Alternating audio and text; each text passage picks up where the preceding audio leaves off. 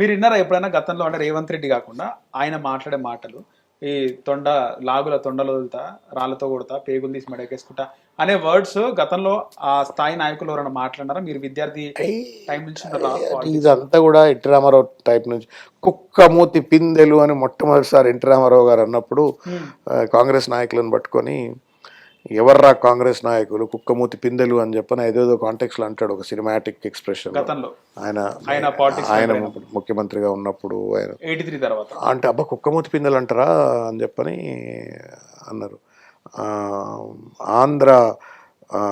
ఆంధ్రుల ఆత్మగౌరవాన్ని ఢిల్లీ కాళ్ళ దగ్గర తాకట్టు పెట్టినరు, కుక్క మూతి పిందెలు అంటే పెద్ద సంచలనం ఆ రోజుల్లో.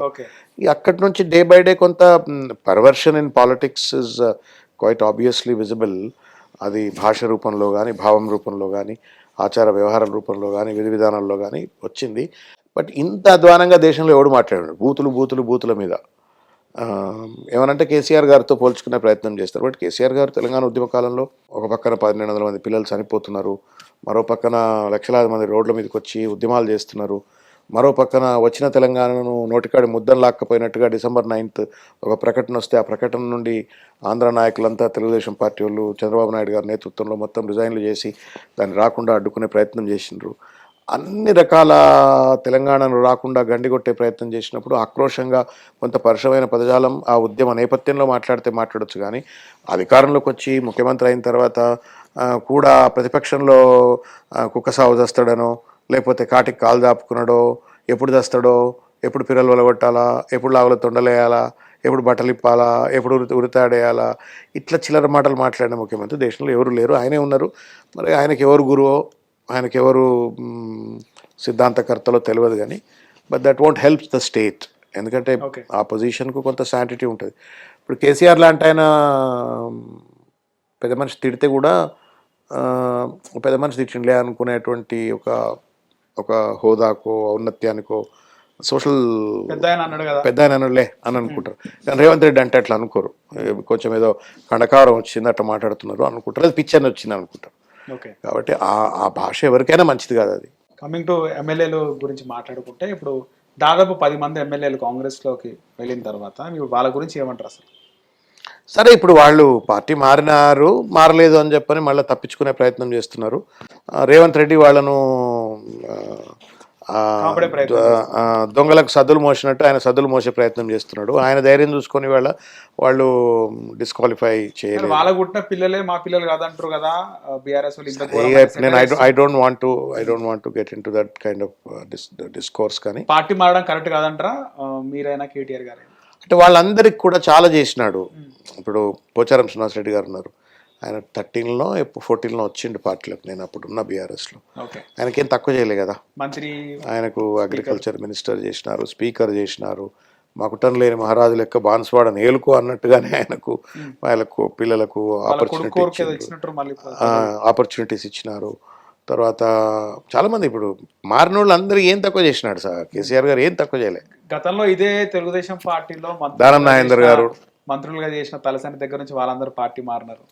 తర్వాత కాంగ్రెస్ తెలుగుదేశం సింపుల్ ఫ్యాక్ట్, తెలుగుదేశం చచ్చిపోయింది 14లో. కాదు, కేసీఆర్ పార్టీ ఎమ్మెల్యేలు లాక్కొని చంపేసిందంటే నేను తెలుగుదేశం బతకదండి తెలంగాణలో. ఎట్లా బతకది? వాళ్ళు పోటీ చేస్తారు కదా. నేను పోటీ చేస్తే చేయొచ్చు, కొన్ని సీట్లు గెలిస్తే ఆ రోజు ఉన్నటువంటి ఒక పరిణామ క్రమంలో గెలవచ్చు కాక. కానీ తెలుగుదేశం పార్టీ తెలంగాణలో ఇప్పుడు టీఆర్ఎస్ ఆంధ్రాలో బతదా? అది వేరే.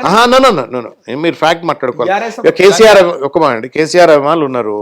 కేసీఆర్ అభిమానులు పోయి ఇప్పుడు తెలుగుదేశం ఆంధ్రప్రదేశ్లో పార్టీ పెడితే నడుస్తుందా? టీఆర్ఎస్ తెలుగుదేశం పార్టీ పెట్టింది తెలంగాణలో కదా. అప్పుడు తెలంగాణ మూవ్మెంట్ పరిస్థితులు మారినాయి కదా. నువ్వు 1200 మంది Telugu Desam party, whether you like are dislike it, is the truth, is the history. 1200 మంది చావుకు కారకులు. మీరు విద్యార్థి విభాగంలో మీరు పనిచేస్తుండొచ్చు కానీ బట్ ద ఫ్యాక్ట్ అది. ఆ రోజు December 9th అదెందుకండి అంతకు పోదాం. బెలి లలిత, మారోజు వీరన్న ఇటువంటి పెద్దలంతా తెలంగాణ ఉద్యమంలో ఉన్నప్పుడు తెలంగాణ పదమే నిషేధితం అని చెప్పింది యనమల రామకృష్ణుడు స్పీకర్గా. తెలంగాణ పదం వాడొద్దు అసెంబ్లీలో అని చెప్పని ఫత్వాలు జారీ చేసింది వాళ్ళే.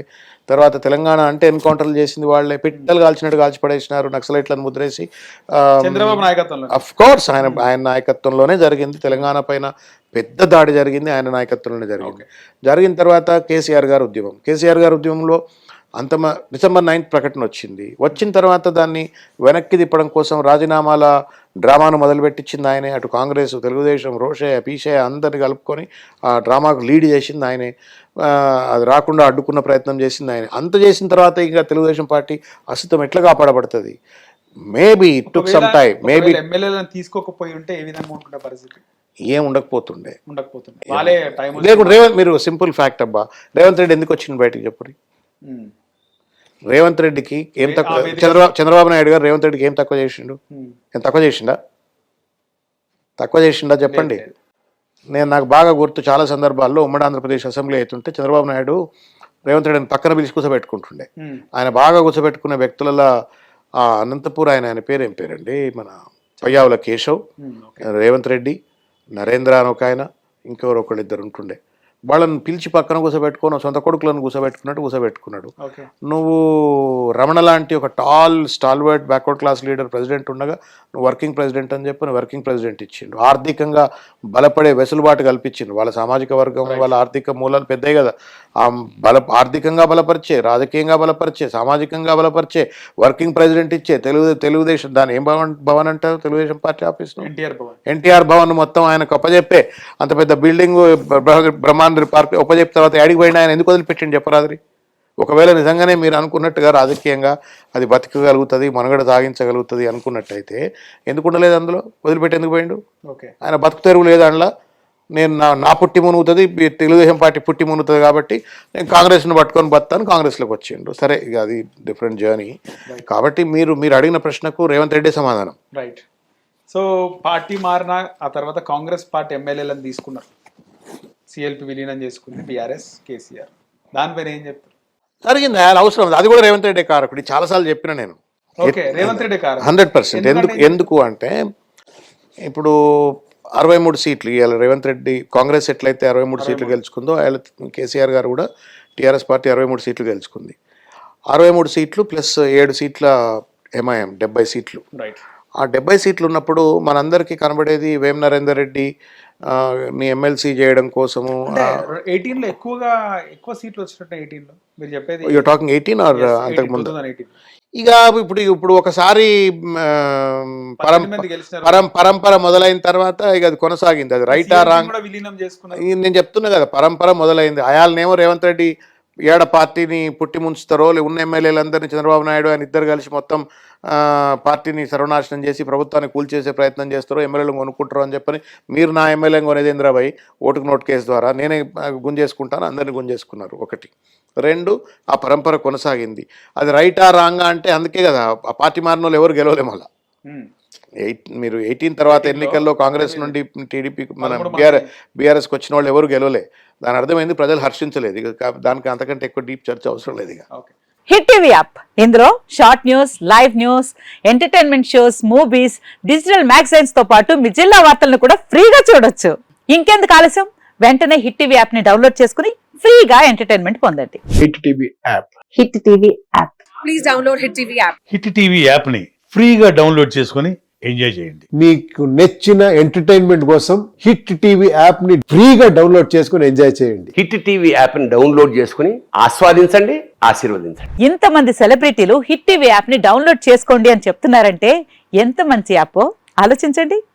అమెరికా అమెరికాలో చదవాలనుకునే వాళ్ళకి విశ్వసనీయమైన పేరు మన శౌర్య కన్సల్టెన్సీ. UK లో 1 year masters, UK లో 1 year masters, 2 years work permit up to 5 years visa. Contact Saurya Consultancy. Contact 89851 89851.